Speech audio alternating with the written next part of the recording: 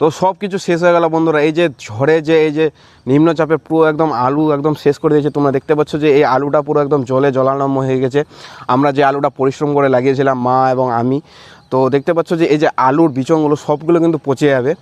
আর আরেকটা জিনিস তোমাদেরকে দেখায়, আমার কাকুদের যে এই যে ধানটা দেখাচ্ছিলাম, তো এই ধানটা দেখতে পাচ্ছ যে সবটাই কিন্তু পুরো একদম এতটাই তাণ্ডব চালিয়েছে এই ঝড় নিম্নচাপ, পুরো ধানটাকে কিন্তু শুইয়ে দিয়েছে।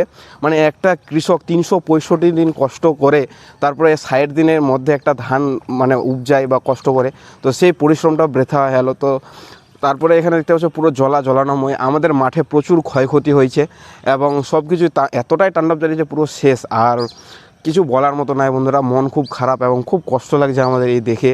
তো আর কী বলবো, এই দেখতে পাচ্ছ এটা হচ্ছে আমার আলু পুরো জল হয়ে গেছে। দেখতে পাচ্ছ কতটা জল আমি নেমে এসে দেখতে পাচ্ছ 1 হেঁটুয়ার ওপর আরও জল। এই আলুটা আর কি হয়, সব আলুগুলো বিচনগুলো একদম পচে যাবে।